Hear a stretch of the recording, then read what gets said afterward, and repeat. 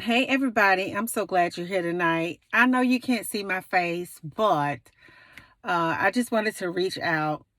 Um, I'm still with my daughter, I'm still in my daughter's house, and I will probably be here until Monday because that's when they said that they would come by and fix my air. So I'm in a strange land, but who cares? I hope that y'all are doing great tonight.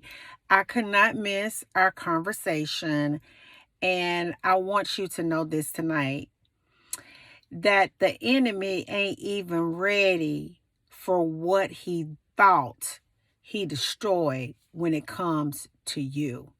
I want to say it just one more time. Oh, I just felt that like all in my spirit.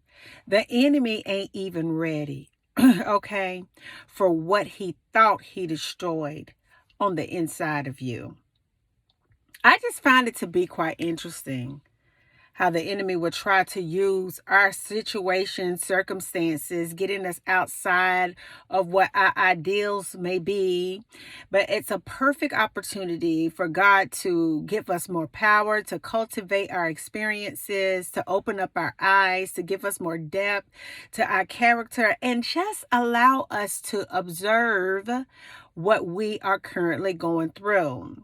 Because a lot of times when the enemy comes in to disrupt our flow, what he wants to do is get us so out of control that we will lose sight of who we are. We will begin to fall into the flow and frequency of sin. We will begin to go back to the way that we've always been before God came in and did what he did.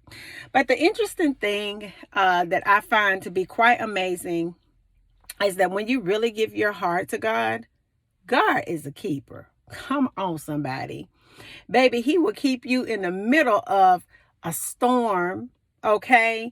And give you the power not only to be in the midst of it, but weather it and come out and master the storm.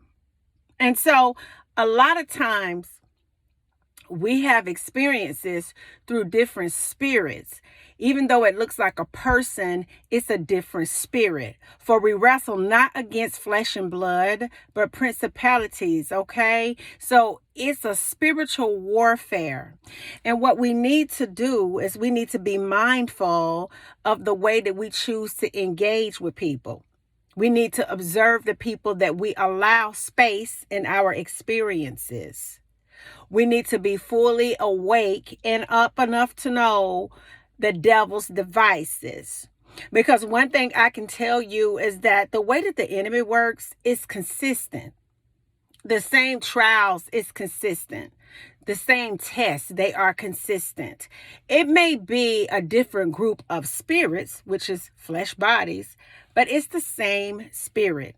And so what I love about you all is God has really taken his hand and began to really mold you like potter and clay.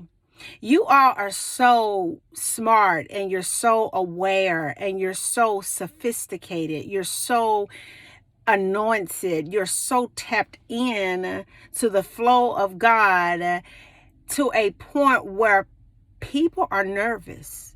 They're nervous because they can no longer influence the way that you choose to deal with yourself, the way that you choose to deal with your family, the way that you choose to deal with God. You're awakened so much that you understand that you have choices and you have options, and you're not really put into a situation where you're trapped in situations. You have choices to get out of situations. And that is the beauty of coming to God. When you come to God, he opens your eyes to give you the power to choose. The power to choose. Free will is one of the best things about our God. He doesn't force his way on you or his will on you. He allows you to accept the invitation and walk with him. And so that low down dirty devil in your life thought that he could use the same principalities, the same generational curses, the same things that he used on everyone else, and he thought that he would get the same results. But what he found is that what he tried to destroy inside of you, God leveraged that and he activated that gift on the inside of you, and now you're changing lives with what you're doing in this whole environment. So I want you to think about that tonight.